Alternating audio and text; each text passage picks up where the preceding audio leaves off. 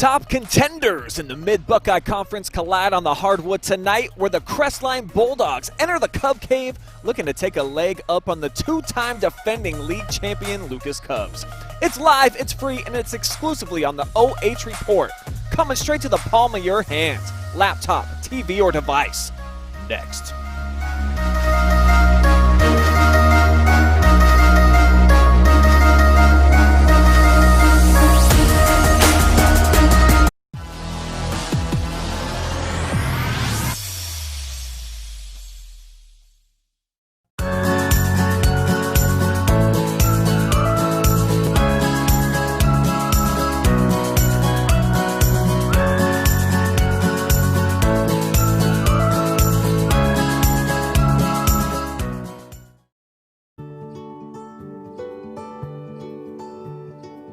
We are uniting Park National's family banks under one name to serve you more. This bank's about service to the community. I mean, your customers become your family, and by and large, you become their family. Customers do come in and they do feel like they're a part of our family, and they feel like they know us and we know them and we care. Park National, our family of banks, all together now.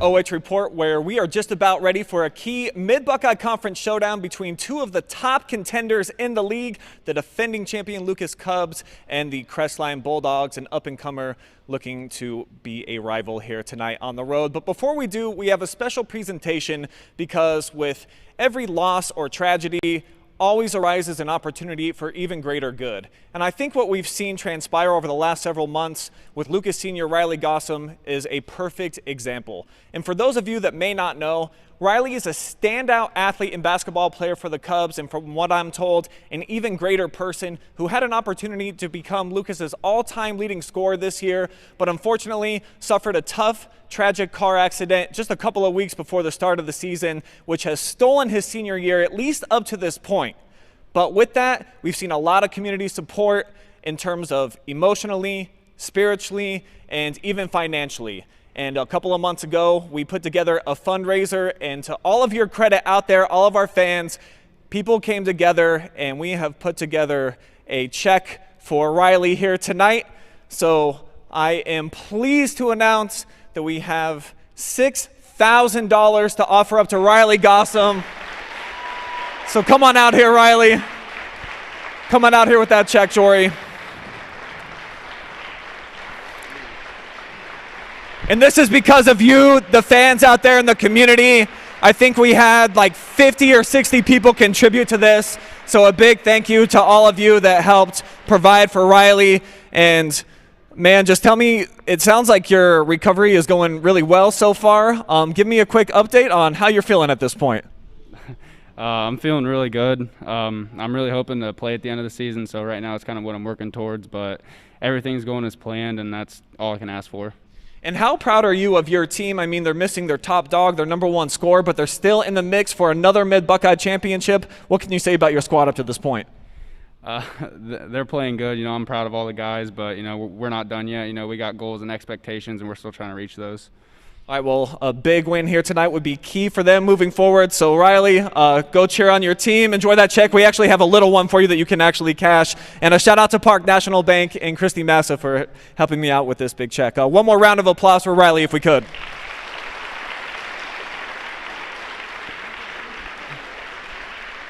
All right, and for any of you out there watching, just in case you forgot how good this kid really is on the basketball floor, let's go ahead and run some highlights to put you back in the know.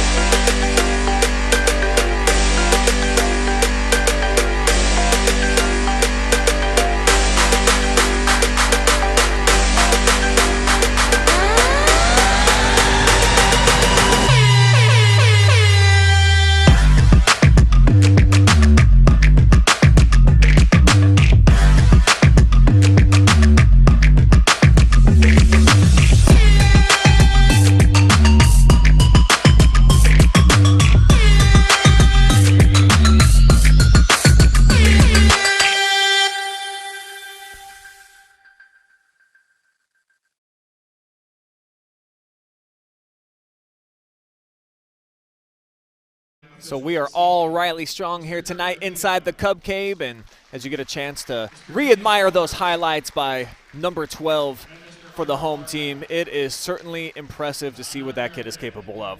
I'm Brian Skronsky, joined by Jesse Ryder, and before we dive into tonight's big Mid-Buckeye Conference showdown, we will first honor America with the playing of the Star-Spangled Banner.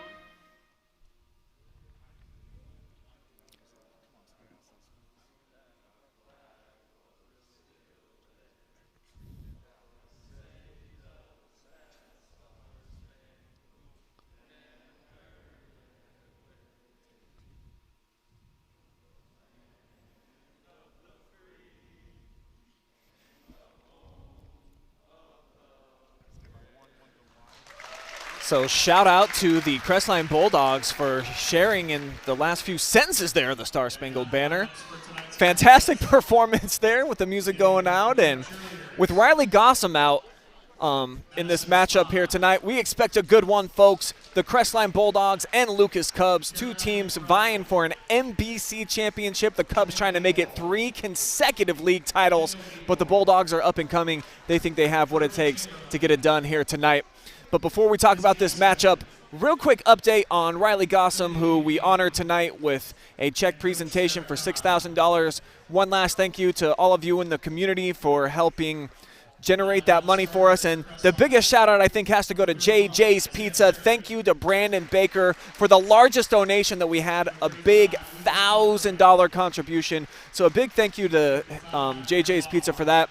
But for Riley Gossam, got a chance to talk to him a bit before tonight's game. And it sounds like in 2 weeks, he's about to do physical therapy, and he feels as though he could be on pace to actually compete in some capacity on senior night. How cool is that, Jesse? I mean, that's so cool. I think you get to see a lot about the kid, and just hearing about his progress already. I mean, so disciplined, so dedicated. Even in his physical therapy, even his rehab, his coach has been praising him. He is working so hard to get back and just get a chance to play, obviously, for senior night. I think he's thinking, tournament time as well. And Coach Heisman was telling me, like, listen, we'd love to have you back, but we're going to take, a step at a time. He's got a chance to play at the next level, and they obviously don't want to jeopardize that either. But when you can get a player back like Riley Gossam back on the team, that's huge.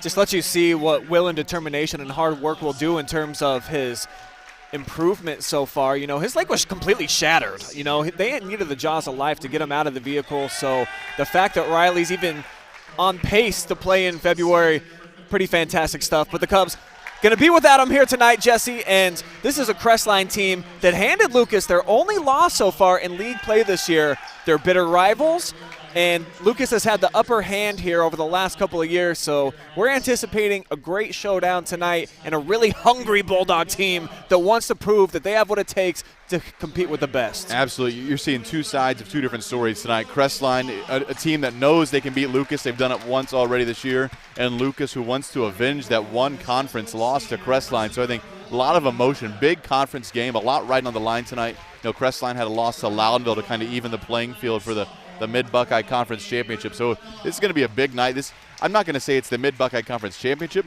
but it certainly could go a long way in determining who is going to be the conference champion tonight.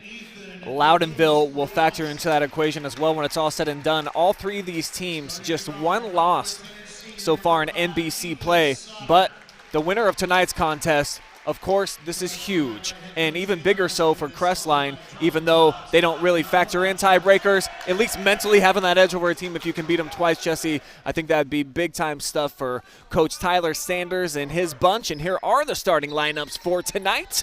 And Brock Noblet would be the player that you would highlight for Crestline, averaging over 15 points per game, almost 3 rebounds. He has been a breath of fresh air for them at the guard position, handles the pressure so well. On the other side, it's all about the two Ethans, the seniors. Wallace and Sauter, they combine to do a lot of work. Both are averaging double digits. The only two players on this Lucas team averaging in double-figure scoring, but it is Crestline who wins the opening tip, and we are underway from the Cub Cave. Huge NBC showdown, and right away it's Josh Hall getting to the cup, but tough defense, and he wasn't able to knock it down. Yeah, I think especially without a player like Riley Gossam, we're not going to see a ton of points tonight in this showdown. It's not going to be a shootout. You know, this is a conference that's not known for scoring a lot of points, usually game in and game out. These are two defensive teams. I think they're going to battle it out. You know, if I'm not mistaken, I'm pretty sure I saw a Lucas stat line where they had 3 players score the entire points of their game just a couple games ago. So I think you're going to see who's going to score the ball for both teams pretty quickly, and it's going to determine how can you defend them. Can you limit the shots they're getting or where they're getting those shots and force them into bad shots or players who don't normally take those shots. So really a defensive matchup, I think, tonight. Offensive patience here for the Cubs as we're almost a full minute gone by, and it's just been one possession for Crestline with the missed shot, and now Lucas trying to get a good look inside, but here's Ethan Clark meeting him rudely in the paint. Block shot for the senior. And the push back the other way, tipped out of bounds. It was Noblet who had it taken away. Nice hustle by Goose Wallace. Yeah, certainly a great transition defense there. Looked like Noblet might have a chance for a breakaway layup, but Goose Wallace just stayed with him and poked the ball away at the end. Crestline ball underneath the basket here. Reed had it swatted right back at him. That was Sauter with the quick hands. Teams match up pretty evenly. I mean, just even kind of physicality, the size, and how they play. It's a pretty even matchup. So another deflected pass is going to stay here again. So we're going to go for the 3rd time underneath the basket. We're going to switch sides, though, see if that makes a difference for Crestline to inbound the ball. Defensive pressure on that last play applied by the phenomenal freshman Logan Toms. Having a great 9th grade campaign. Talking to a couple of fans before tonight's contest, and Logan had to sit out a game earlier in the year, and not having just one freshman, according to the fans, they said it's just totally different looking team. So he's one of those impact type of players, number 2 for Lucas. Look for him to be a key contributor tonight. Absolutely. I think both teams struggling to find the shot they want. We've seen some long possessions so far. There, Ethan Clark finally getting a bucket there. But both teams are taking a long time to kind of get set into that offense and find the shot they want, trying to be careful to not turn the ball over. You see that just being patient right now. They don't want to give a bad shot and create a turnover off their shot. So really working at trying to move the ball, but not a lot of off-the-ball movement for either team. Zone pressure being applied here by the Bulldogs, and you see that the 3-point shot is there for them if they elect to take them. Toms with the first one, too strong, and a rebound to Crestline. Reed off the double team, gives it up. Here's Clark. Kick out, Hall left all alone. And the friendly roll off the rim will fall. That looks like it hit the front under part of the rim and somehow bounced up and in. What a friendly roll on the away floor for Crestline. Ethan Clark did a great job of drawing the double team and just kicking out to the open guy, and somehow he knocked it down. That was Wallace with the misfire at the other end for the Cubs. So here come the Bulldogs, 5-point cushion. Just about 3 minutes gone by here in the opening quarter. And a turnover here, Connor Lusk. As we take a look at the exceptional bounce that Josh Hall just got. But that's called shooter's touch, Jesse. It doesn't just happen by accident. Sure, yeah. He Not planned buying it. He planned the bank off the front side of the rim to go up and over the rim and knock it. I love it. I love it. Shooter's going to shoot. I like it. Bold strategy, but it pays off for the Bulldogs. Lucas still looking for their first points. They've had clean looks, of course, from three-point range. Yeah, Crestline really trying to force them into that three-point shot. I mean, 3 guys in the paint right now, other 2 guys near the ball. Just really trying to just limit the options when they have the ball. And Lucas, not a lot of off-the-ball movement right now, so allowing Crestline just kind of sit in and play defense near the rim. And one opportunity. Oh. Nice work in the paint by the senior Ethan Wallace, averaging 5 rebounds per contest. Big offensive board right there, and he's at the free throw line with a chance to put the Cubs on the board. I think if you're Lucas, that's what you got to figure out a way to drive and to just create some contact in the lane there. You know, they're giving away those perimeter shots a little bit, and you can't settle for that. I think you've got to attack that rim, make Crestline adjust their defense a little bit. 21st made free throw of the year for Ethan Wallace. It's like fouls on Ethan Clark, the senior. Wallace 2 for 2. Trims the deficit down to a single possession. And the pressure gets to Noblet. He turns it over. Here's Sauter, baseline, and Reed got a piece of it. Noblet on the leak out. Hard foul. Really cracked on the play by Andrew Smolin, who just checked in off the bench. Yeah, it's certainly a hard foul. I mean, he was making sure there was going to be no and-one opportunity there. Certainly he swings down. I don't know if he makes contact with the ball, but hits hard enough to make sure there's no layup opportunity. That's the right foul. That's a good foul. Sometimes you see just kind of lazy fouls there where they still get the shot off and usually get that shot in on a layup. So good hard foul by Andrew Smolin. First free throw offering short for Noblet. Really struggled from the foul line this season. Gets there a bunch, though. 54 free throw attempts so far on the season for Noblet.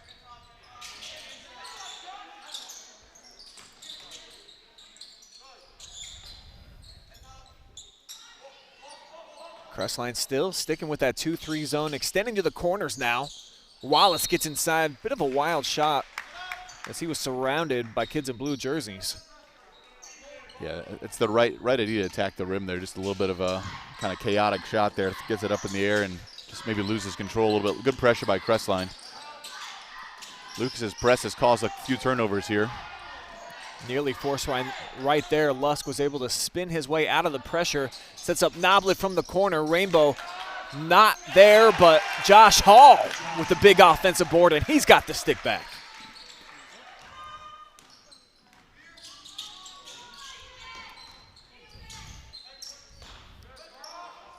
See if Lucas can find an answer here offensively. Still looking for their first field goal of the night. We're more than halfway through this opening frame. Brock Noblet doing a nice job defensively on number 5 for Lucas, Ethan Sauter. Just denying the ball anywhere he goes on the floor. No, he's probably their real scoring threat. And Brock Noblet has just stepped in and not letting them get the ball. That three-pointer was just knocked down by Corbin Toms. Here's the sophomore, one more look. And this is what you're going to need to do to win the game. If you're Lucas, you got to step in, you got to be confident, you got to fire without even thinking about it. First field goal of the night for Lucas comes with about 3 minutes and 20 seconds. Yeah, the full court press for Lucas has given Crestline a little bit of trouble here. It's led to one turnover, a near turnover, and then a deflection out of bounds. So 3 tough possessions with the press for Lucas. Clark pushed way out. I love this matchup. Him and Goose Wallace. Finds Noblet, and he splashes it from the corner.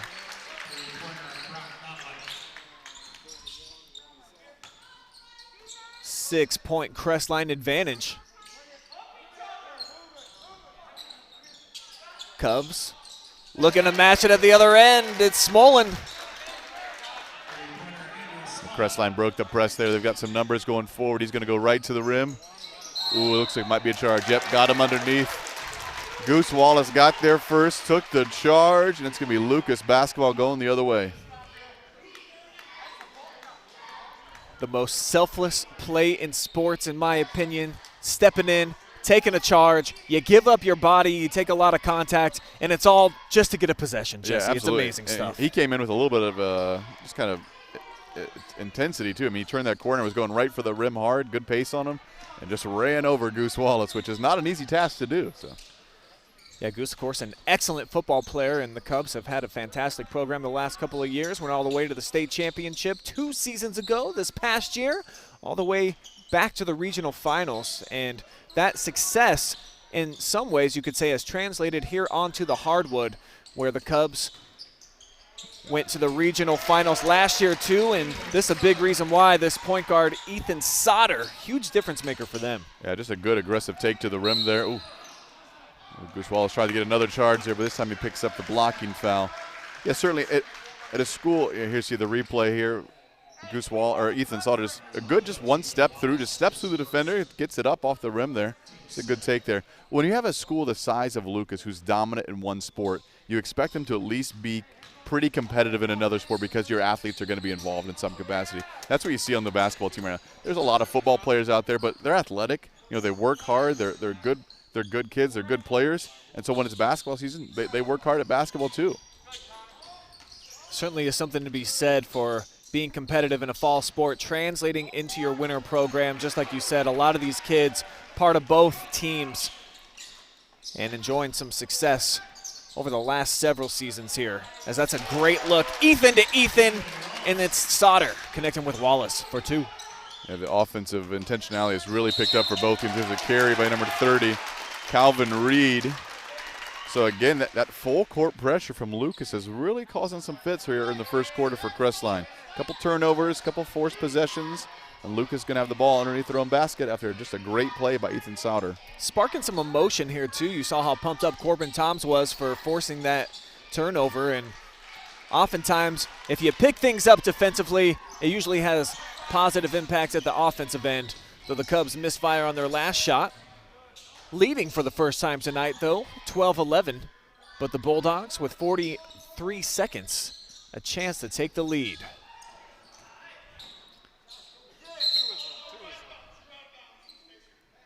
Bit of a rough cross-court pass there, kind of I don't know if it was deflected maybe that led to the slow bounce pass, but certainly it was slow getting there and allowed Lucas to get out and pressure right away.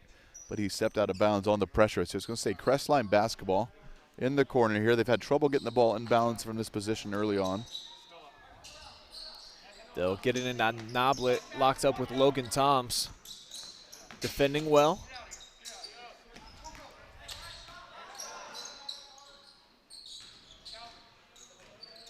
Looks like Crestline might be thinking last shot of the quarter here. Good aggressive take. Let's see which way it's going to go. Crestline basketball again with 17 seconds left in the first quarter. Wallace was the last to touch that, swatted it out of the hands on the inside of Connor Lusk. That last possession there, 2 Crestline guys were yelling, get the last shot, and 2 guys were thinking, I want to get a shot up right away. So it's a bit of a miscue, but they've got the ball. Looks like they are going to get the last shot of the quarter, at least the last quality shot. Beautiful play, Ethan Clark, plus another one on the way. What a great just post move, little drop step. Just goes up strong, takes the contact, and finishes. What a great play by Ethan Clark. He's done a lot of great things offensively in the first quarter here. A couple good finishes at the rim. Great kick-out pass. Nice first quarter for Ethan Clark. I believe he's a 3-year starter for the Bulldogs, and you see the footwork that he possesses. Has always been a strong kid, just naturally gifted with that strength, but starting to put together the skill set with it. Ethan having a phenomenal senior season. So was Wallace, but he turns it over, picked off by Clark. The heave towards the end zone falls incomplete, though, and that'll take us to the end of one with the Bulldogs on top, 14-12.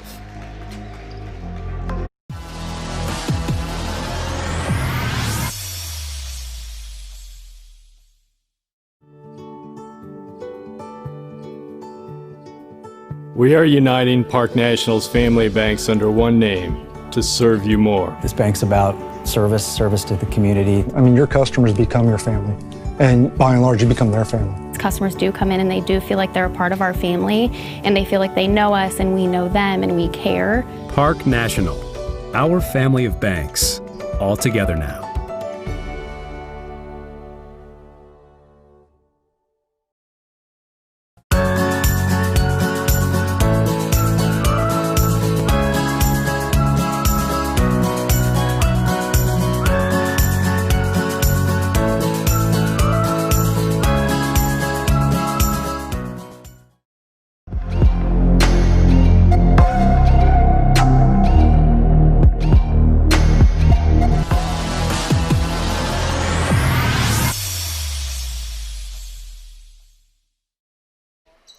Welcome back inside the Cub Cave, where we are just about set for second quarter action. It'll be Lucas basketball trailing 14-12 here to the Crestline Bulldogs, who just got a big three-point play by Ethan Clark there to close out the first. I'm Brian Skronsky, joined by Jesse Ryder tonight. Both teams having their troubles with turnovers. Three-point shooting starting to pick up, though, for the Lucas Cubs. That's 3 of them now, Jesse, and Logan Toms, if the can be danger time for the Bulldogs. Just another pass deflected out of bounds by that full court press of Lucas, and we heard Coach Sanders at the end of the first quarter say, it's ridiculous that we can't run this press break right now. So certainly some frustration setting in, and certainly difficulty for Crestline to get the ball down the court when Lucas has got their full court press. But here they figured it out a little bit. Oh. Nearly a high-level athletic play with an around-the-back dribble and a spin there by Noblet, but he lost his footing, leading back the other way. Three-point shot on the way for Corbin Toms. Sauter got his back with the board. And this time the freshman won't hit. It's that full court press I think has contributed to at least 3 turnovers. Great pass again by Ethan Clark. Caught it just inside the foul line. Good little drop pass in. Ethan Clark has had some great finishes, some great defensive plays, and 2 great assists. The latest setup for Hunter Lawhorn, 6'6" senior.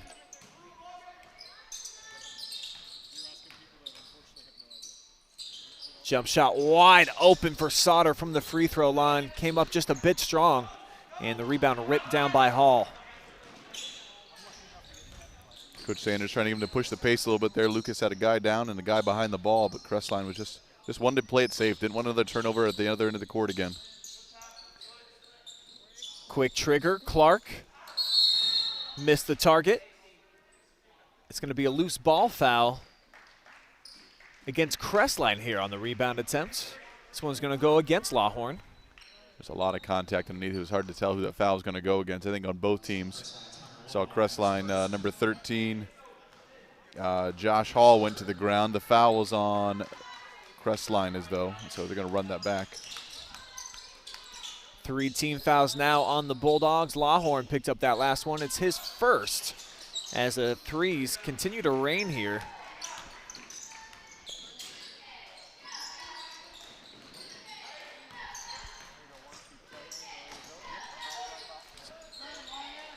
Great defense there. Logan Toms broke it up like he was a defensive back. Yeah, all sorts of bodies just going to the ground, deflections. Lucas forgetting to inbound the ball. There we go. All right. One of the key parts of the game. Crestline, aggressive take to the rim there. Just the ball was deflected and then deflected again off Noblet to go out of bounds.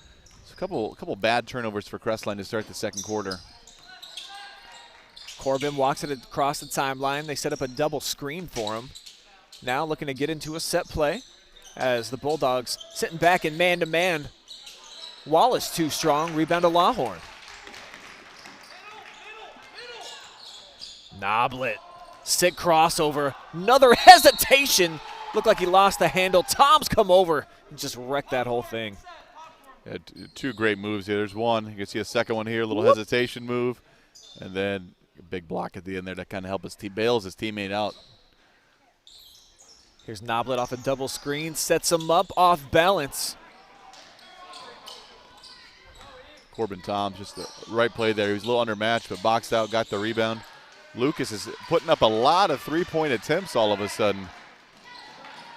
Sauter somehow able to save it back in play, but into the hands of Noblet, and then the recovery from out of bounds. Disrupts it before it finds its way to Hall. Watch this athletic play, just dives out of bounds, and a great play to not just lose it right there, but put it up in the air. When they see that again, you're going to see the effort of Sauter. Coach Eisman is not going to be pleased. He had 2 guys still at the other side of the court, and that's why Crestline came away with that ball there. So you got 1 guy who's run out of bounds to save the ball, and 2 guys who are not down the court yet. Cubs are going to catch a break.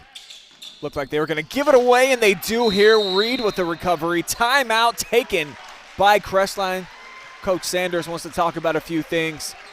And it seems like both head coaches right now, Jesse, not 100% pleased with how things are operating. I would say most specifically offensively. Yeah, certainly. We've seen probably, I think 5 straight turnovers on the last 5 possessions of guys just knocking the ball away, bad passes, kind of getting rushed around a little bit. So I think both coaches are going to be saying the same thing. We've got to take care of the basketball. When you don't score a lot of points in a game, turnovers are key. You have to limit your turnovers. You want quality shots. Lucas had a couple turnovers, a couple rush threes, I think, and Crestline has just gotten a little careless with the basketball. Quick look at our upcoming live stream schedule for tomorrow. We'll be at Mount Gilead for some girls action. Upper Sandusky hosts Winford. Great N10 rivalry there. And then the main event of the evening, we will be inside the castle. We'll see if the Colts can storm the walls and knock off Northmore. 3 live and free games tomorrow for you guys on our family of YouTube channels as well as Facebook. 5-second call. Great defensive pressure out of the timeout. Assessed there by Lucas. And you can hear Coach Sanders' frustration there. Is they are not running that press break effectively, and that is the ultimate sign is when you can't even inbound the ball. And so I think that he's just trying to simplify it right now. Start away, just come back at the basketball. Just get the ball in bounds. And I think Crestline just overthinking this press break a little bit, and it has led to, I would think, 5 or 6 turnovers just off the press break. Skip pass by Sauter to Harper. Sets up a screen now for Toms. And here's Lenhart, who just checked in. Cannot connect, but friends in low places. Lane Harper, sick up and under. That's a big rebound and a big finish. That's a good play by number 0, Lane Harper for the Cubs. Clark had his pass picked off. Racing back the other way is Corbin Toms. Contact from the backside against Noblet. And it'll lead to a couple of free throws. So we look at the Pinhook Meats replay. Definitely a lot of contact there in the body. He made some contact with the ball, but I think swung down, may caught him in the head a little bit as well. So whenever you swing down on a player like that, you're almost always going to get called for the foul, whether you actually hit him or not. It's that motion that just gives it appearance that you're hitting him. So Corbin Toms having a nice season so far at the free throw line, though he doesn't get there much. 7 of 8 on the season, and make it 7 of 9 as he splits the pair. Rebound into the hands of Hall. Calvin Reed going to run the offense here a little bit. Crestline's had a few bad possessions here of late. A couple bad turnovers, some bad shot selections. We'll see if they can clean it up a little bit. Good move by Ethan Clark, kicks it out. Noblet thought about it but decided not. Tried to sneak that inside to Lawhorn. Didn't work out, so here come the Cubs. 2-point cushion for them. Tom's trying to make it 4. He will with the left hand. Pretty play. Boy, Logan and Corbin Toms have done a nice job offensively here, just getting to the rim, knocking down the open shots. Logan averaging about 8 points per contest. Let's take another look at this. The jab fake sets it up, just blows by Calvin Reed. It was all about that first step. Absolutely. A great finish with the left hand as well. I mean, just was confident with his left, goes up strong, and good finish there. Crestline struggles continue offensively here. Ball's deflected out of bounds with another near turnover. Quite a few empty possessions here in the second quarter. Both teams into double figures in the turnover battle already. And adding to their total with takeaways was nearly Lucas. Heck of a play getting on the floor by Clark to maintain possession. Half the guys on the floor were actually on the floor. There were 5 guys crawling, diving, scrambling around, trying to get that loose ball. So we had 5 guys standing, 5 guys on the floor, and it's going to be Crestline basketball underneath their own basket. So we see a little bit of that hustle play from both teams there trying to get the basketball. A lot of ramifications in terms of a Mid-Buckeye Conference champion tonight. Both teams just with a single loss in league play. The Cubs' lone losing effort coming to this very Crestline club. So tensions are high here as Reed unleashes one. Great block out by Lucas, and it's in the hands of Sauter. Absolutely. Andrew Finello, I mean, he's not going to get the stat for that rebound, but that block out or the box out underneath was the right play to allow their team to get the rebound. So just good team rebounding by Lucas. Wallace had it taken away. Leads to Noblet on the break. Missed it twice. Hall's got another board. Taylor Eisman is going berserk. Thought that it was a travel on the play. I think he's got a pretty decent case. The past couple of possessions for Crestline have just led to some pure chaos underneath. Guys diving everywhere, ball deflecting everywhere. Look, he definitely had the ball, then maybe I think moved both feet, which by most rule books is going to be a travel, but the referee's going to call a foul instead. So again, Crestline basketball underneath. That's a tough pass. Yep, guys are on the floor again. Well, these two teams didn't get to play each other during football season, Jesse, so just making up for some lost time here. I think these past couple possessions, more guys have been on the ground than on the floor overall. So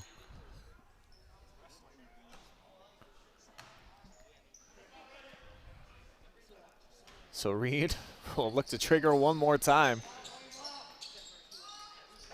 Get it up top, Clark. Now they get it back into the hands of Calvin. Nice matchup, him and Ethan Sauter. Great hedge to disrupt that by Wallace. And we thought we'd see more of a defensive game here, but some pretty offense right there from Ethan Clark. Yeah, Ethan Clark has had a nice game. When he gets inside in the paint there, he is a tough stop. So he's got good footwork, he's got good body awareness, he knows where the hoop is, and he's getting the right shot up there, making the right play. And I talked about just his natural strength. I was over at Crestline when he was a sophomore at some open gyms, got a chance to play against him. I imagine he's gotten even stronger now, but he was definitely a load in the paint, and so was Ethan Wallace, another strong kid. Reed trying to do it all himself, went through the hands of Lusk, but right there was Noblet. Threads it in. Clark double teamed and fouled on the arm. It's going to go against Wallace. This is at least 2 fouls on Ethan. There's just a lot happening at both ends of the court right now. That full court press is just really giving Crestline some trouble to get the ball in play. And at the other end, just everything's being deflected. Nothing. They don't have really a clean pass when they're trying to get into the paint area. Everything's deflected and tipped, and right there it is again. Love the hustle from Sauter trying to track it down. They're saying it's last touch by Reed. Sanders wants to know if he has a prescription for those. Well, you heard Ethan Sauter. As soon as the ball was deflected, he said he touched it last and you know it. And then the referee agreed, and Sanders did not appreciate the advice from the Lucas player. So it'll go down as yet another Crestline turnover. Cubs with the basketball. Just over a minute to go here before the half. 4-point cushion for Lucas, who came out of the gates really slow offensively, but have got it going a little bit more as the game has gone along. Been able to knock down some threes, which has opened up some of the driving lanes. Yeah, certainly a rough second quarter for the Bulldogs here. I think only just 4 or 5 points maybe, a lot of turnovers. Just been a rough quarter. Wallace on the kick out here. Smolin bottoms up from downtown. It's going to be off Crestline. Oh, I thought it rolled off his leg. Makeup call? I don't know if those exist or not, but if it does, that makes sense there. You can see that corner three just steps right into it, knocks it down, uncontested. And then another near turnover on that full court press from Lucas by Crestline. But it's going to stay Crestline basketball. But spoke too soon. They've turned it over again. The turnover woes continue for the Bulldogs. This nightmare second quarter. Just full of turnovers and not much offense because of it. 4 shot that time. Left hand of Wallace too strong. It's back over to Crestline. Bulldogs struggling with this press breaker all night. Looks like I think the official count is Crestline has 16 turnovers and Lucas has 17 turnovers. So that is a lot of turnovers in the first half of basketball here for Lucas and Crestline. And they haven't been good turnovers. You'll, as a head coach, be okay with nice aggressive plays in the paint where it gets slapped away, or you try to make an awesome pass and it gets intercepted. It's just been some pressure and players not being able to handle it on a lot of these key turnovers. Absolutely, especially for Crestline. The majority of their turnovers has come in this situation here, trying to cross half court and just not finding the open player, kind of just falling into the traps and the pressure and just panicking and throwing the ball away. Here's Clark, got deep inside, and he has done some great work in the lane. At the horn, it's good if it goes, but too much behind it. First Mullen takes us to the end of 2 periods. We're at the half. The Cubs, with a nice second quarter, have played themselves into a 25-20 lead. We'll take a timeout. When we come back, we will debut the first ever key points with KP, so make sure that you stick around for that. Break down some first half stats, get you ready for quarter number 3. You're watching live and free high school basketball exclusively on the OH Report.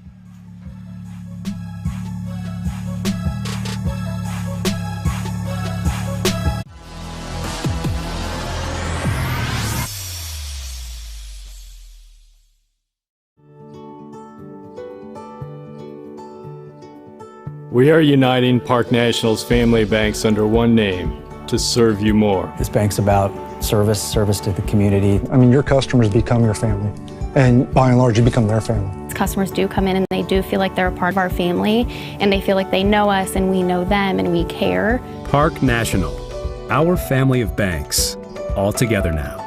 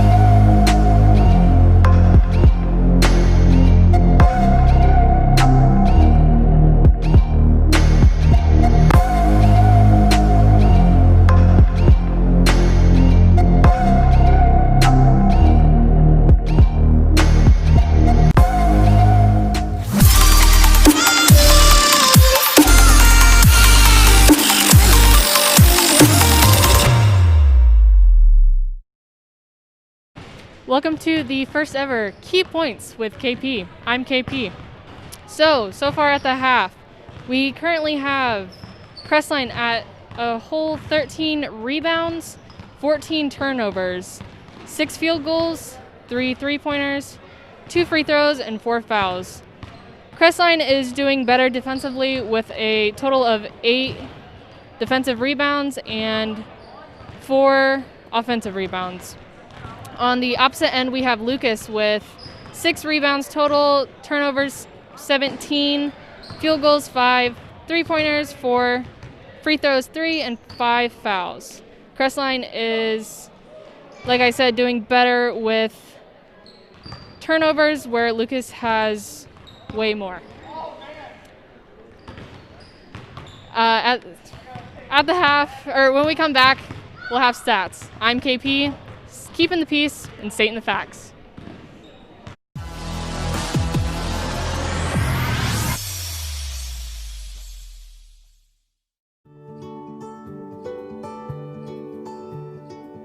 We are uniting Park National's family banks under one name to serve you more. This bank's about service to the community. I mean, your customers become your family, and by and large, you become their family. Customers do come in and they do feel like they're a part of our family, and they feel like they know us and we know them and we care. Park National, our family of banks, all together now.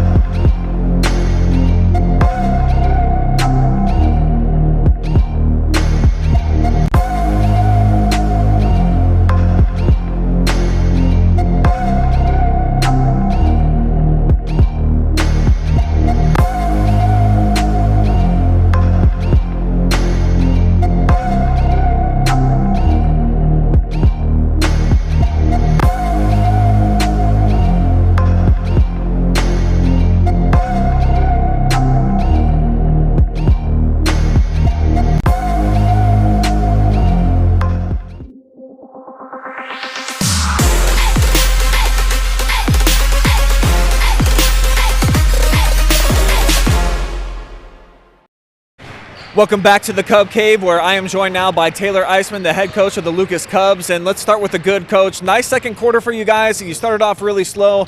You got things going, especially defensively. What did you like from your team there?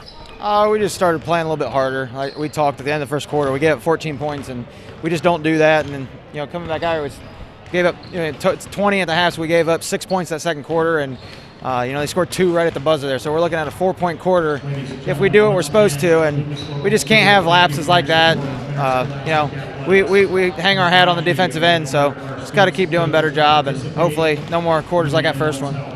And then maybe on the negative side, a lot of turnovers for you guys. I think you had 15 or 16 there. What needs to change here in the second half? Anything schematically? Oh, we just got to value the ball. We turn up the pressure defensively, and we generated some turnovers, but then we turn around and give it right back to them. So kind of negates itself there, but just value the ball, run some of our offense. We got a little helter-skelter there, so we'll slow it down and get some looks. All right, good luck, Coach. Thank you. All right, let's throw it up to Jesse Ryder, standing by with your halftime stats.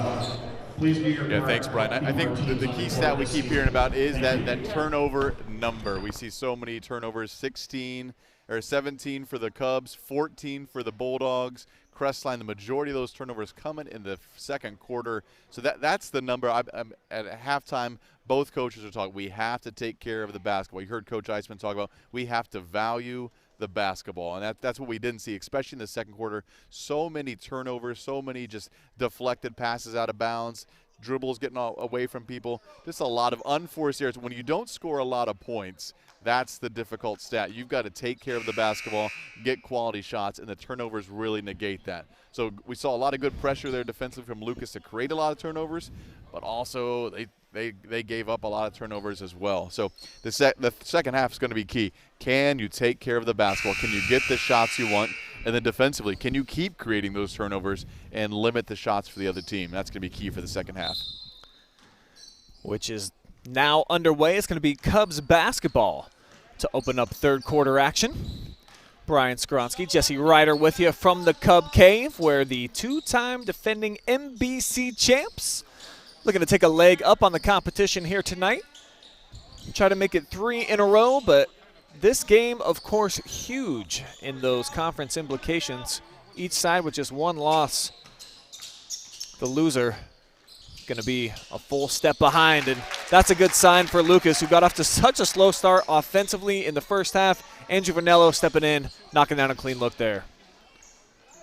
See that full court pressure still just caused a little bit of chaos for Crestline. Still not sure on the ball, it nearly fallen away.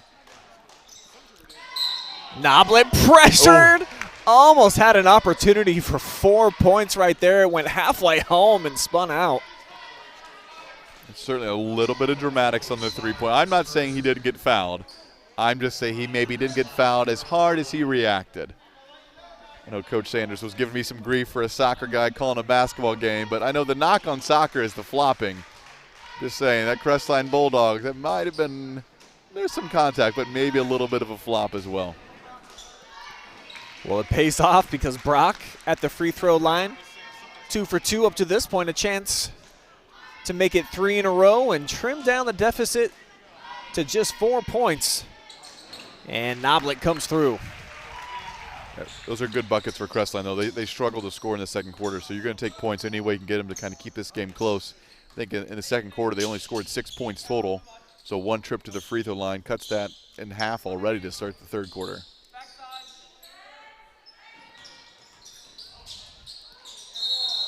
Inside, a lot of bodies converge there, and it's going to lead to free throws here for Lane Harper. Yeah, Crestline basically playing a zone defense with the exception of Brock Noblet is really just guarding Ethan Souter really tight. Just is trying to limit how many times he touches the ball, where he touches the ball, and the time and space he has after he gets it. So everybody else just kind of sitting in his zone, just trying not to give away a bucket underneath, and then just really playing that Ethan very tight anywhere he goes on the court. Sauter's definitely the player that really drives this whole engine for the Lucas Cubs, averaging 13 points, their top scorer, top assist man too, 40 assists on the year. Noblet showing some speed, turns the corner, offensive foul though. Goose Wallace stood in and took another one. It was a good aggressive take. I think it's the right take. He just lost a little bit of control and went right into contact there. See Brock Noblet picking up full court pressure on Ethan already. It's taxing for both players. You know, that affects you a little bit offensively when you have that constant man pressure, and then when you have to apply that constant man pressure, that's tough defensively. Tom's assessing the defense, Cubs, trying to see which ways they can attack the gaps here. That's going to work. Tom's misfired, though. Offensive rebound for Finello. And came up well short with the shot attempt.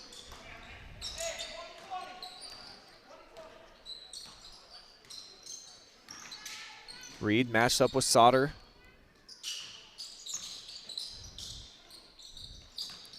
And now here's Lusk. Gets around his defender. Contact in the lane, and it falls.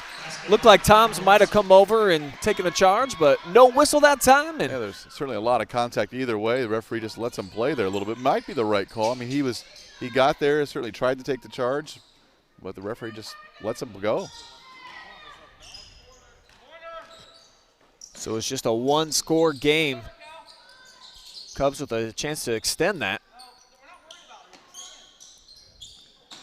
Harper, bad pass. Cutting baseline right there was Finello, but he was on his way out to the corner. There was some room there if he would have slowed down, but never did, and Harper chucks it out of play. Yeah, Lucas scored on the very first possession of the half, but since then has really struggled offensively. Let's see if Crestline's figured out this full court press break a little bit. Well, they had Noblet on the deep ball. Lusk elected to go short to Hall. Now they get it back in the hands of Calvin Reed.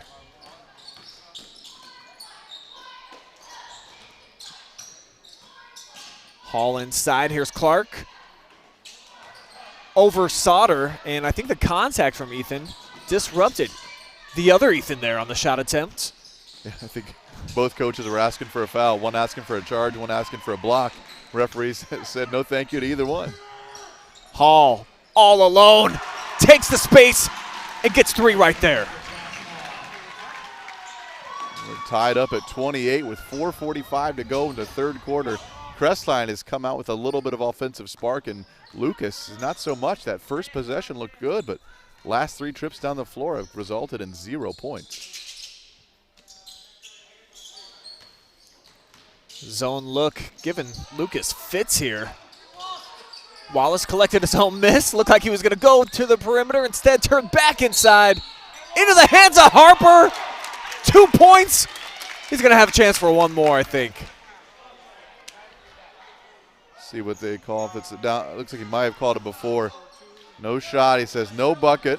Well, and as you see on the replay, that's some super misfortune there because he was fouled and then immediately went up. I thought that would have had some continuation attached to it, but yeah, no dice. Coach Sanders definitely screaming it was after the whistle, but yeah, it was close if it was, but the referees did what they called. So it'd be after the whistle. So it remains Lucas ball, or at least it did, and it's a turnover by Lucas. There are some frustrated coaches out here right now between the turnovers. There's double dribble. Turnovers, the referees, all sorts of things leads a little bit of frustration for the coaching staff right now.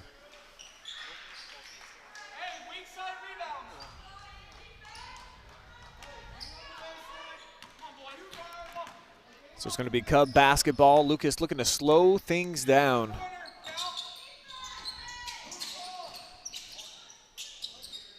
Still have not been able to solve this puzzle.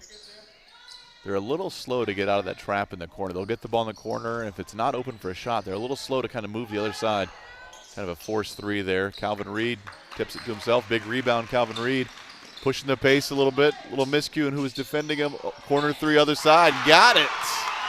2 3 balls here in the corner for Joshua Hall. Timeout taken by the Lucas Cubs as momentum starting to swing in favor of the kids in blue. Looks like not a timeout. It looks like Goose Wallace got hit in the nose there, a little blood, so it's not an official timeout. They're just getting him. A little bit of frustration here from Coach Eisman. So just going to be a sub here. A little bit of confusion. And that last play all set up by Calvin Reed. Got the rebound, pushed the pace, ends up with the assists into the hands of Hall, who knew what to do with it. Coaches take a little bit of liberty there on that substitution there, using some timeout, making some adjustments, a little kind of last-minute instructions. Certainly the second half has favored Crestline. Lucas, who was so strong in the second quarter, has struggled offensively. Oh, that's a foul there, and looks like the referees have missed that, just adding to the frustration for Coach Eisman right now. See if the Cubs can settle in here offensively, get a nice clean look at the rim. Lucas ran the inbounds play to get the ball to their point scorer there, and they did, and perhaps was fouled in the process, but no call. It's going to go Crestline basketball, going the other way now. Lenhart off target, came up short with the shot attempt, giving possession back over to the Dogs. Full court pressure has definitely, it's made things challenging for Crestline. They've been handling it well as of late, but right as I say that, Smolin goes to the floor. Might have had a piece of Reed. A little bit of extracurricular there. Kind of got up, and there's been a lot of contact in the second quarter. In this quarter, there's been a lot of contact, a lot of physical play. Guys diving for the ball. Motions are running high now. You know, the game's kind of swinging the other way back to Crestline. There's a lot of motion out there. You got to play in physical games. You got to keep your head, though. Coach has got you in for a reason. Went for the home run pass and got it. That is one way to break the press right there. Ethan Clark running the floor. Big bucket at the other end. Ethan Clark having a nice night, pushes the lead up to 5. Cubs, ever since the bucket on that first possession, have gone icy cold here. Foul is going to go against Noblet. It's going to be the 14th foul against the Bulldogs. That might be his 3rd as well, if I'm not mistaken. So it's going to bring up an interesting defensive scheme here, a little chess match between the coaches. Crestline is elected to have full court pressure on Ethan Sauter wherever he goes. That's 3 fouls on Brock Noblet. So do you switch him, put it somebody else on? Looks like that's what they're going to do. Brock Noblet's going to take a seat on the bench, and Calvin Reed is going to pick up the defensive responsibilities. Same idea, that full court pressure, though, not let him get any easy looks with the basketball. It's going to be Lucas Cochran who's into the game for Noblet, so they swap out a guard for a forward. So a bigger lineup on the floor now for Crestline, and here's Lusk getting in the passing lane, racing the other way. Nice spin move, and Hall with the offensive board, doing some glass work, extends the lead to 7. Josh Hall with, I believe, 8 points in the 3rd quarter. But bottoms up, bet it right back. Lenhart strokes it confidently. And that's a big bucket right now for Lucas. There's that press again, just kind of creating a little bit of confusion for Crestline, but they made it out unscathed. They've got the ball. Calvin Reed driving to the rim, kicks it out for Hall again. Can he match it? Offensive it goes down. Foul. Oh, Bringing wow. it back. No bucket. Called the foul on Calvin Reed. He drove in with a lot of pace and tenacity, kicked it out, but ran over, I believe, Lane Harper in the process. Big call right there, of course, with the end result being Josh Hall knocking down what would have been his 3rd triple here in the 3rd frame. Instead, it's the 3rd foul on Calvin Reed. Yeah, but what a quarter for Josh Hall. I know that doesn't count, but that would have been his 3rd straight corner to 3 of the quarter. Plus, he had a layup. I mean, he's just been everywhere in the 3rd quarter. Hall well above his season average for scoring. Came into the contest putting up just 7 points per contest. Good rebounder, though, for this team. For a guard, pulls down about 6 a game as the aggressive nature inside for Toms. Going to put him on the free throw line.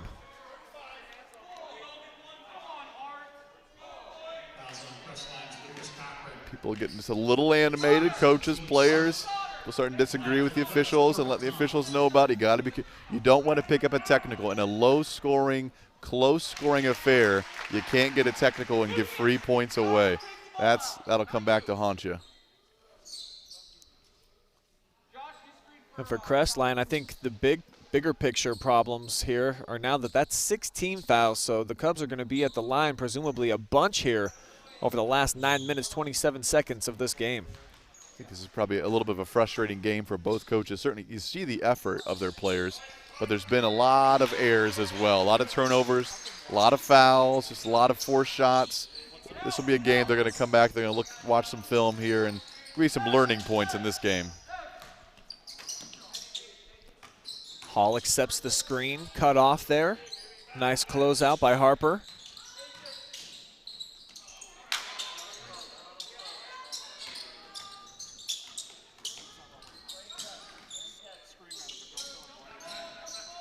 Now they try to set it up, 2-man game on the perimeter. Hall. Ethan Clark, who's been dangerous in this position. Bit of an awkward forced jumper, but buckets are buckets at this point, and he gets another 2. He's got a decent mid-range game, just like his older brother Ty, who I saw was in the building tonight, the Bulldogs' all-time leading rebounder. And there's a big rebound for Corbin Toms. Brock Noblet checking back in the game for Crestline, so he's going to come in here maybe for the final offensive possession. And there is Ty here in the building tonight with his family. One of my favorite students from the year that I taught over at Crestline.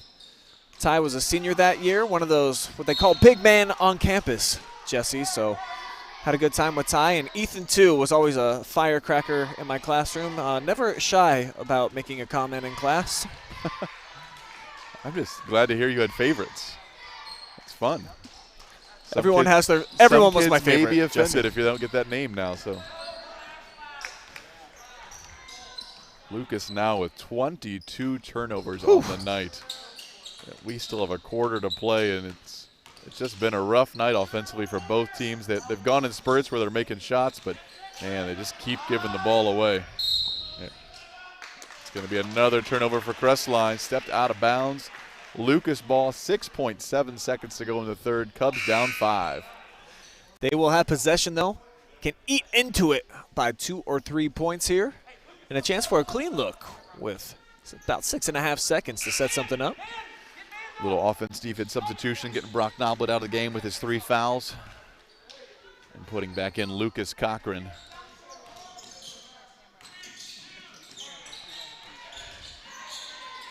Wallace got it. bailed out just before the horn. I think the foul's going to go against Clark.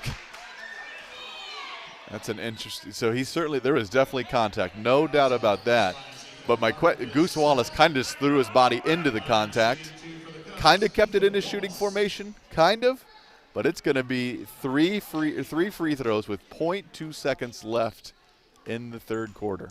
I don't think there was question there was any contact, but did Goose Wallace go out of his way to initiate the contact? Probably did a little bit, but it worked out. Absolutely. So we see a 17-point third quarter here for Crestline, but Lucas cutting into the lead a little bit now. Goose Wallace smooth at the line right there, 2 for 2. Chance for one more to finish out the quarter and make it a 2-point game going into the fourth. And as tight as this one has been throughout, Jesse, you might look back on these 3 free throws, all knocked down by the Goose. And they might become really big. Home run ball, Reed goes up for it, and it's incomplete at the end of 3. We've got a heck of a ball game, folks. We're heading to crunch time. Crestline on top, 37-35.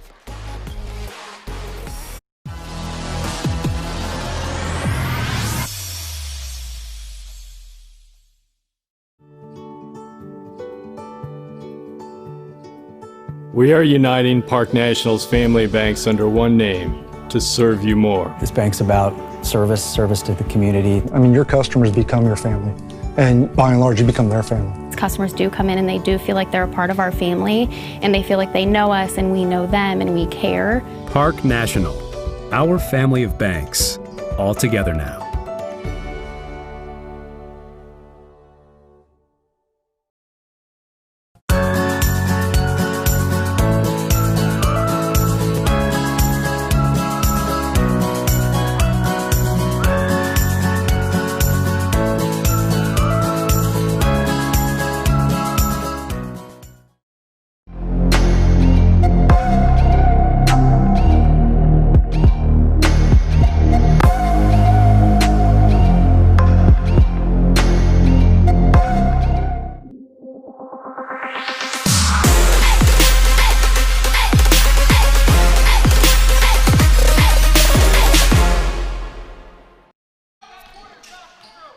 We have got a tight one here inside of the Cub Cave where Ethan Sauter just picked up the 4th team foul of the night in the second half for Lucas.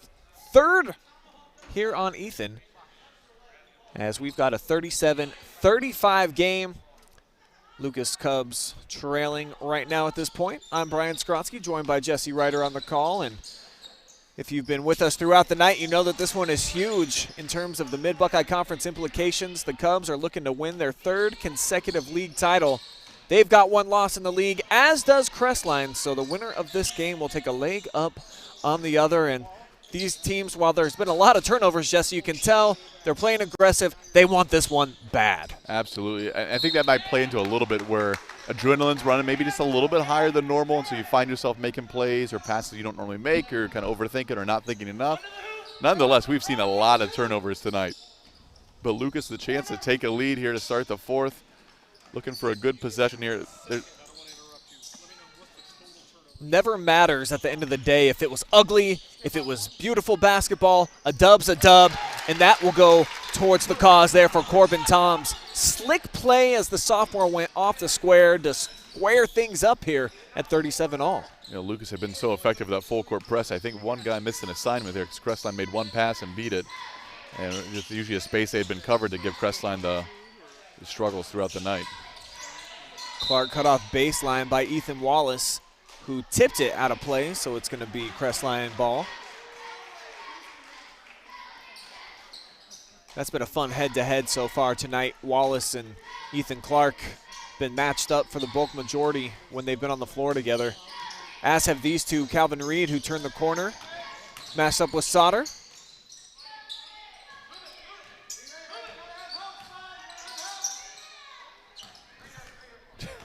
You saw just a little bit of the frustration I think that everyone's experienced on the coaching staff. Just not quite in sync. But you know who has been in sync and dialed up from that corner? Joshua Hall. Buries one again. He's got 3 threes He in the has second found a half. home in the corner of the Cub Cave over there. But right back at him, Andrew Smolin answers. It's tied at 40. So offense starting to come alive here inside the Cub Cave for fourth quarter action. The first showdown between these two was a nail-biter that came down to the final seconds, and we expect nothing less here in act number 2. If you're Lucas defensively, you've got to be aware of this guy right here. Another great take, Josh Hall. He has found an offensive rhythm tonight. Flat out taken over on the offensive side for the Bulldogs, who have found their spark. I think he almost got to force the ball into Ethan Sauter and just let him go one-on-one with Brock. Brock's got 3 fouls. Just see what happens there. Bit of a heat check there for Smolin. Tried to do exactly what he did the previous possession. Nice cut, though. That's a great pass. Just good vision, good awareness. Drops the ball in, and Smolin just knocks down another one. What a great play by Lucas. Crestline does well to get it out of the trap, so the Bulldogs trying to create some numbers.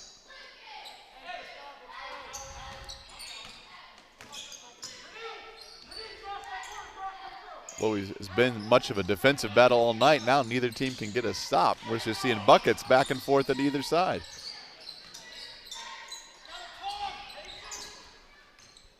Knoblet goes opposite of the screen.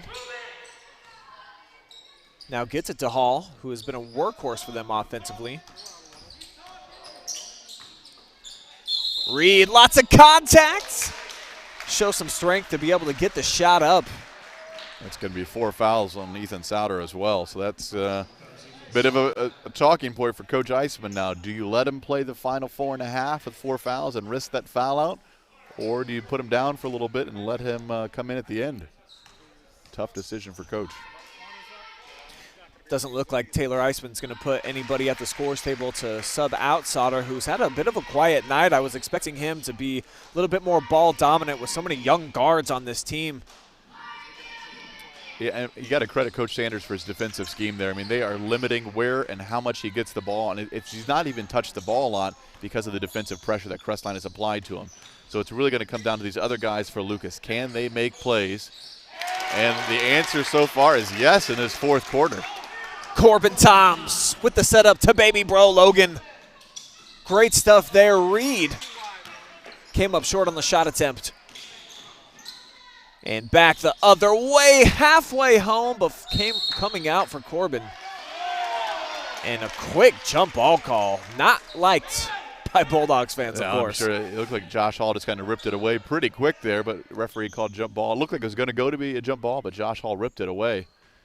But it's going to go jump ball, and it's going to be Lucas possession still.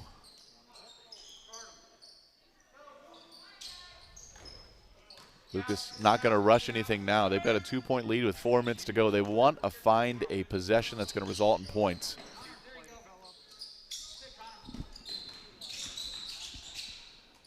Nice kick out. Smolin's going to try one again.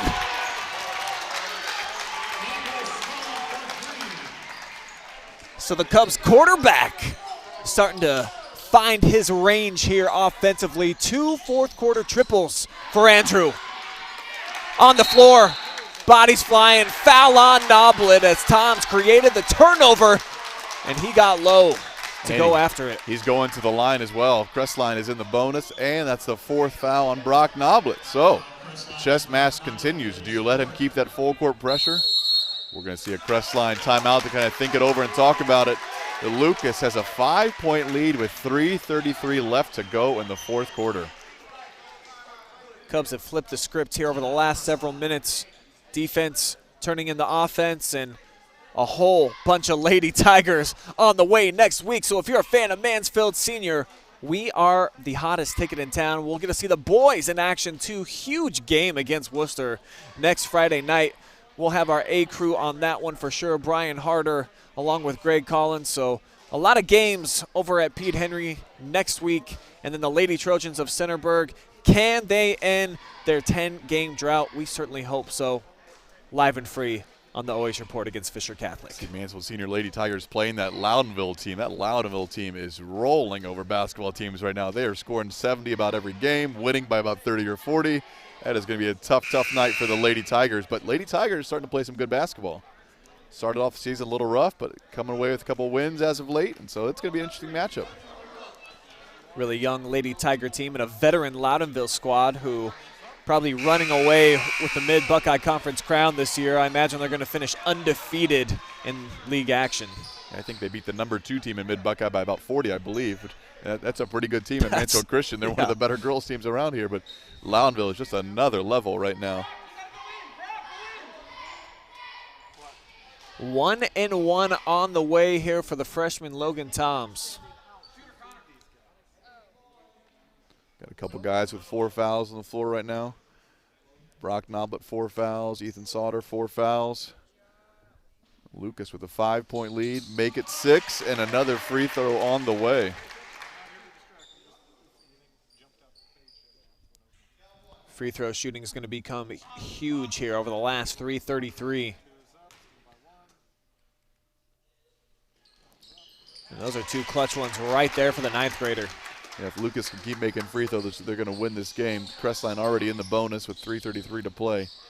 So you're right. If you can make free throws to finish this game out, it's going to be a Lucas basketball victory. Tom's lost his footing. Crestline couldn't do anything about it, though.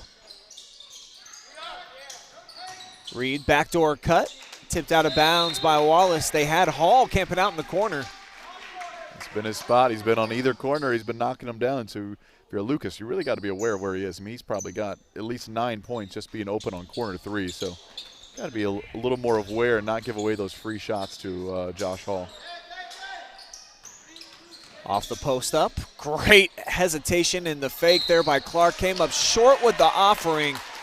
And then Wallace is fouled 75 feet away from the hoop. That's going to be a tough one for Coach Sanders to see there. I mean, he's got the rebound, he's got it secure, and Ethan Clark trying to make a hustle play, but just kind of pushes in the back, and he picks up his 3rd foul as well, but also puts Goose Wallace at the line, who shot pretty well from the free throw line. Chance to make it 2 more for the Cubs.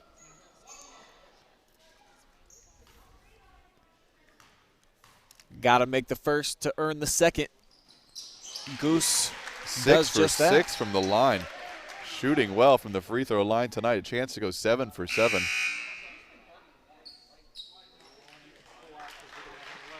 Going to get a offensive-defensive substitution here. Andrew Finello checking in the game. Inside are going to take a seat with those 4 fouls. Wallace continues his hot streak. 7 for 7. Coach has got to be pleased. Of all the nonsense we've seen with turnovers and everything else tonight, Goose Wallace, 7 for 7 at the line. You like to see it. Noblett coast to coast, end to end, but no bonus at the end of the rainbow there. 1 and done. Rebound to Corbin Toms. This game has just kind of been that pendulum swinging back and forth. It was the 2nd quarter was all Lucas. The 3rd quarter was all Crestline. The 4th quarter shaping up to be all Lucas again. And Lucas knows the scoreboard now. I have a 9-point lead, 2.5 to go in the 4th. They are not going to rush any shots, so Coach Sanders extending his defense out a little. It's going to be timeout Lucas Cubs. Cubs in a great position here to knock off Crestline, even up the season series with them after losing to the Bulldogs earlier in the year. And Sauter going to check back in. And they'll certainly want his senior veteran leadership out on the floor over these last 2:24, even with those 4 fouls. Coach Sanders had quite a few words for one of the referees there. Thought there was a lot of fouls on that contact on that last drive to the lane, I believe, Noblet. And I think coach or referee there gave him a little bit of a warning, so that's enough. So we'll see if Coach Sanders adheres to the warning, or maybe we'll take it a little step farther a little bit later.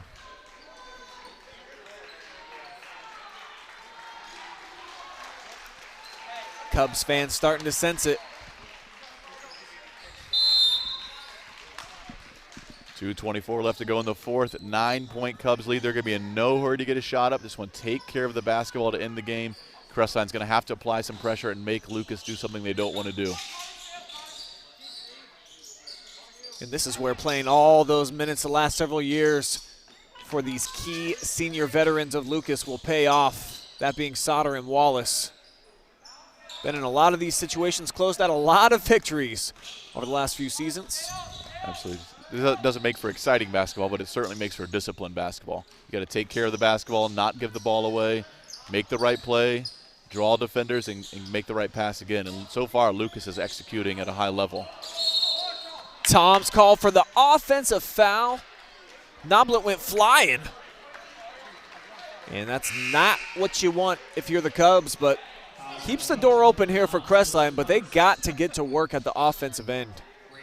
Andrew Finello checking back in for Ethan Sauter as well. I think just a little bit of that offense-defense sub. Don't want him to pick up his 5th foul on the defensive side. Andrew Finello has done a nice job defensively for the Cubs. Here comes Hall. He's had the hot hand in the second half for Crestline, but it won't continue. Too strong high off the board there. Rebound to Wallace, being harassed here. Taken away by Hall, but man, bailed out. I think there was more contact before the actual whistle for the foul.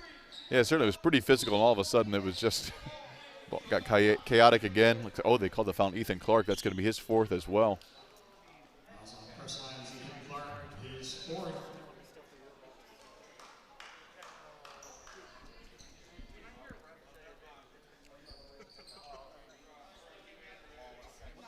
Chance to go 8 for 8 at the line right now. And calmly sends it to its home. Now, we've all but jinxed this guy. We've talked about his streak and not missing so far. Chance to go for 9 for 9. He's not falling to our pressure at all. And there Wallace. Clutch. 9 points off the free throw line. That is a huge statistic in a game like this where points are hard to come by. If you can get 9 points at the free throw line from one player, that's terrific. It's going to be a timeout taken by Coach Sanders and the Bulldogs, and we talked about it in that third quarter when the Bulldogs picked up their 6th team foul.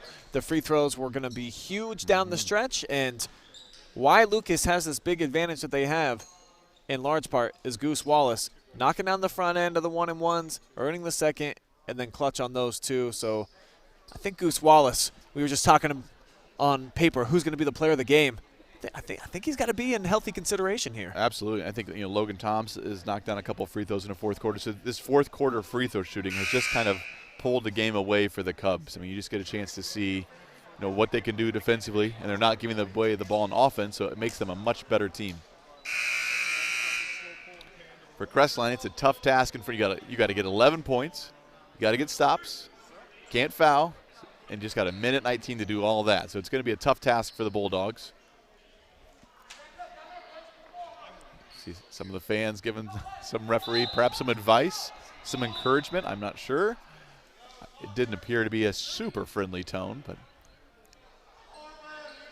fans always have lots of words of encouragement for referees on any given night in any game.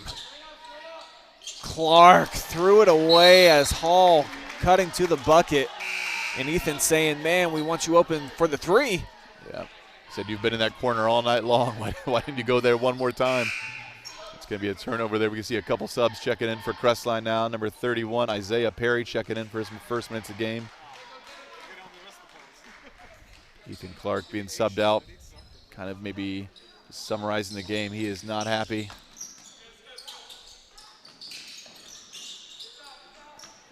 Cubs got to get it across midcourt. They will just in time. Tom's bumped by Lusk, so he'll have 2 shots at the free throw line, and this thing is all but over as free throws piling up, extending the Lucas lead, and it looks like they are going to be victorious here at home tonight. Yeah, Corbin Toms, a chance to go to the free throw line as well. Lucas has shot the ball so well at the free throw line. And there's a guy who knows a thing or two about winning in clutch play. Head coach of the Lucas football team, Scott Spittler, and our director, Adam Thompson's old shop teacher, too. So a lot of connections here with the OH Report and Coach Spittler. Now, what's the Lucas RPO? I believe this is one of my favorite things in high school football. What's RPO for Lucas? Well, for most, it's a run-pass option. But when you're the Cubs, it's just run people over, baby. That's what, I saw that sign somewhere. I think it was at the OH Report office. I saw that sign. It's one of my favorite things. You know, I'm a fan of the run-pass option, but that run people over mantra, that works too. It does indeed. They've won a lot of games using that exact advice. They take it. I'm going to try that with my young girls soccer team. We're going to run the RPO. Just going to run people over. Doesn't quite have the same translation on the soccer pitch, Jesse, but you know what? If it works for Coach Spittler, it may work for your girls. Right. You never know. That's going to be Brock Noblet picking up his 5th foul. He had the ball. I think he said he hooked him. Yeah, that's what he called there. Call with hooking him and just kind of moved him out of the way. Certainly Brock Noblet does not agree. Kind of a rough night for Brock Noblet. Normally leads the Bulldogs in scoring, but he had a tough job defensively to guard Ethan Sauter all night long in full court. That can just take it out of you sometimes. So he's picked up his 5th foul, and he's out for the game. Yeah, I think Brock did end up in double-figure scoring, but has been really quiet in the second half. Just 2 points in the fourth quarter for their leading point man. So him on the bench, have to look on for the last 46.5. Now the game within the game. He's 9 for 9 at the line, Brian. He's got a chance for 2 more. He did it. It's 10 for 10. And these have all been really pure switches for the most part, Jesse. Yeah, I mean, there's really no doubt about it when it leaves his hand. So he's looking for that big 11 for 11. Got it. Got it. An impressive night at the free throw line for Goose Wallace. And a perfect 6 for 6 in the fourth quarter for the Goose as Lusk unleashes one. Well off the mark and rebound to Wallace. Crestline is trying to intentionally foul and not getting the call. After all the antics we saw earlier, the referees have decided not to call the intentional fouls. Bulldogs continuing to pressure, but you can see the writing on the wall. The Cubs are going to pull out a double-digit victory here inside of the Cub Cave. Yeah, this was 2 things in the fourth quarter. They did not turn the ball over, and they made free throws. This made very simple basketball in that fourth quarter. So it'll be a 57-43 Lucas Cubs victory, and it's a huge one here in Mid-Buckeye play, as that's the 2nd loss now for Crestline. We'll take a timeout. When we come back, we will wrap things up. More key points with KP. We'll also have an interview lined up with our player of the game, Ethan Wallace, who was perfect tonight, Mr. Perfect, from the free throw line. Keep it here. Our post-game coverage will roll along live and free on the OH Report.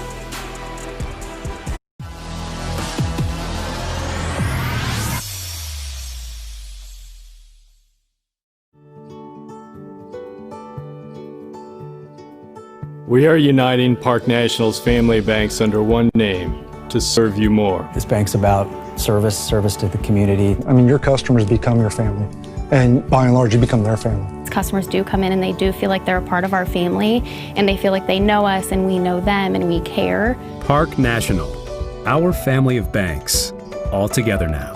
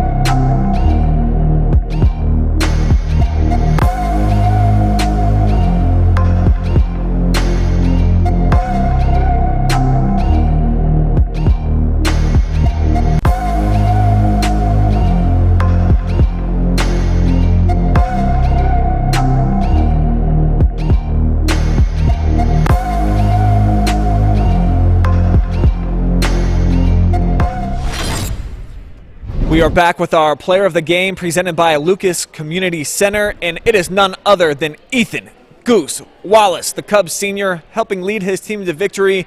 And let's start there and tell me how big this win was tonight, getting a leg up on the Bulldogs now in the NBC title chase. It's definitely a big step for us because after that first loss of the season, that left a stale taste in our mouth. So getting this win and getting back on track for that NBC championship feels good for us. It was a bit of a sloppy game, but it was a physical game. How much of this rivalry played into that and the fact that they beat you the first time, trying to get a little bit more aggressive here tonight?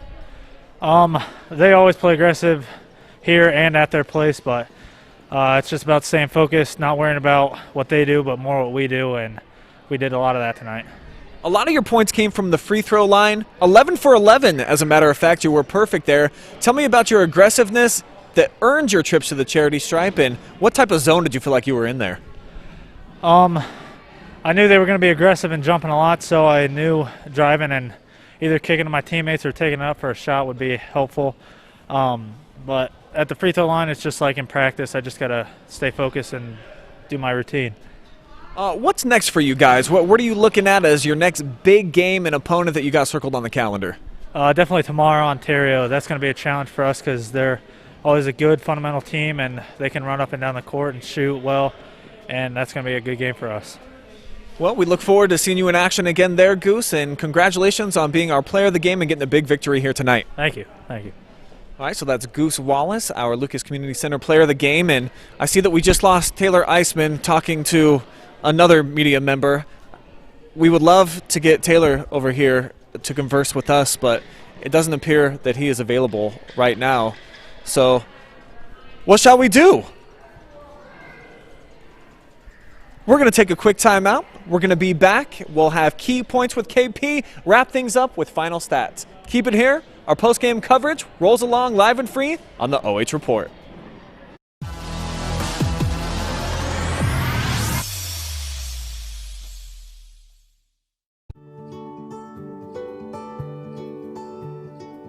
We are uniting Park National's family banks under one name to serve you more. This bank's about service to the community. I mean, your customers become your family, and by and large, you become their family. Customers do come in and they do feel like they're a part of our family, and they feel like they know us and we know them and we care. Park National, our family of banks, all together now.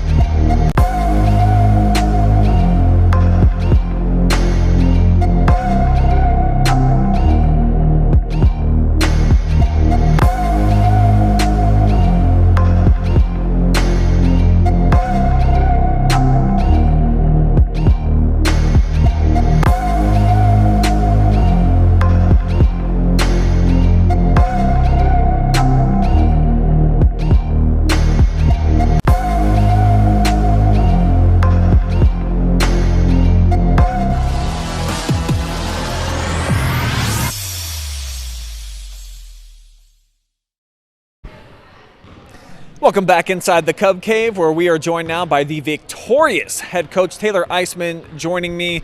And it wasn't pretty at times, Coach, but you get it done. What can you say about your team gutting out this victory here tonight? Yeah, it was ugly. It makes it stressful on me at times, but we're a young team. We're figuring things out. You got to have games like that to get to where we want to be. So it was a big conference game, and like I said, we played so bad the first time we played over there. It was just we had a bad taste in our mouth, and wanted to play better. We got the win. It wasn't, like I said, it was really good at times, really bad at times, but we came out on top, so we'll take it. The good for you, I think you held them scoreless for about the last 5 minutes of the game. Tell me about the defensive pressure that you guys were putting on them and why you think it was so successful. Yeah, we're capable of doing that, and we that's what we want to do all the time, obviously.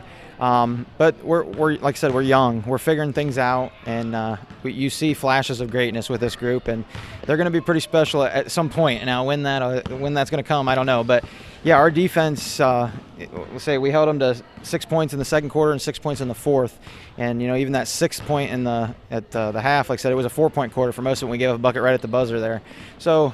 That's what we expect. The 14-point first quarter was, that's what I talked to him about at the end of that quarter. We just can't have that. And then third was even worse. So we got to be able to come out of the halftime and the start of the game and be ready to defend. And but I got to know we got young guys out there and we're learning. So we'll take a look at film and see what we did well and what we need to work on, and we'll get right back to it. But we got to go play a good Ontario team tomorrow. So that'll be a test in and of itself there.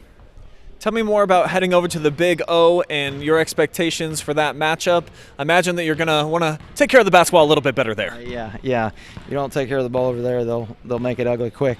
But like I said, we were able to go over there last year and play and get a win. And it's our non-conference schedule this year. We've beefed it up a little bit, and that's just to prepare us for games like this and then the tournament on down the road. And like I say, having games like this is only going to make us better. So we'll go over there tomorrow, and Coach Baylog always has them ready to go, and they've got a lot of talent. Griffin Shaver's extremely gifted player and one of the better players in the area. So it's a challenge that our kids will have, and we're going to go over there and just try and get better. Well, for here and tonight, you take a leg up on the competition in the Mid-Buckeye Conference. So Taylor Eisman, head coach, victorious here tonight. Thanks for joining us. Yes, sir. Thank you. My pleasure. All right, let's go ahead and throw it up to Jesse, standing by with our final stats. Yeah, thanks, Brian. Certainly we saw a tale of two quarters there in that second half. The Crestline with that dominant third quarter, and Lucas struggled a little bit, but in the fourth quarter things switched around. Crestline struggled, and Lucas was dominant. So you look at the stats here. Here are the key stats. You got to look at free throws. Lucas was clutch down the stretch at the free throw line, led by our player of the game, Goose Wallace, who went 11 for 11 from the line. So certainly tremendous free throw shooting, really helped put the game away at the end. Both the Toms, Logan and Corbin, knocked down some big free throws in the fourth quarter. The stat that no coach likes to see is that turnovers, 19 and 24. Now, Brian, I will say this, that's better considering where we were at halftime. I think we were looking at 16 and 14. So certainly compared to the first half, it's better. But it's hard to win a lot of games when that's your turnover count. I think there's positives to take away for both sides, despite all those giveaways, Jesse. And you just heard Taylor talk about what a young team they are. They have very few key veterans to lean on, with Riley Gossam out of the lineup, who they were thinking that they could just give him the ball and get out of the way a lot this year. So it's been some trial by fire where they're having to pick and choose what young guys to get into the lineup and see what they're capable of. And normally, even at a school this small, you're not a freshman out here being a key difference maker at the varsity level. So I think that for them, if they can just handle the pressure a little bit more, particularly in the full court, Lucas is going to be fine moving forward. And for Crestline, they showed flashes, but they were just inconsistent tonight. They had a couple of players that were able to knock down some threes, so at least they have some pieces and parts on both sides that you can walk away from this thing. You can look at the film and you can be excited.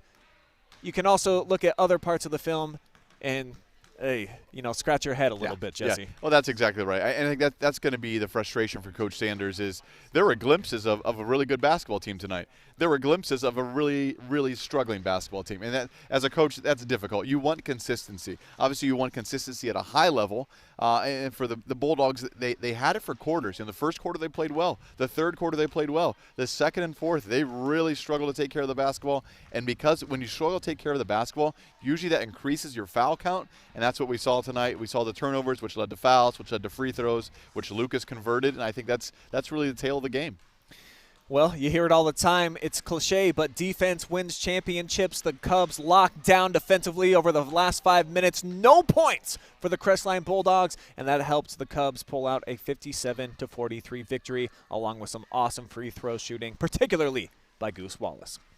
All right, guys, that's going to wrap things up from here at the Cub Cave. Again, we've got 3 live streams coming up tomorrow and a whole bunch of action on the lineup for next week. I'd like to thank everybody for watching here tonight and thank our incredible team, Jory Hollenbeck with our floor cam up top. We had Zach Finley running that camera. KP Peace was keeping the peace here tonight, tracking some stats for us and also giving you some key points. Adam Thompson was directing. My name's Brian Skronsky for Jesse Ryder. Thanks again for watching tonight's broadcast, and we'll see you on a live stream near you real soon.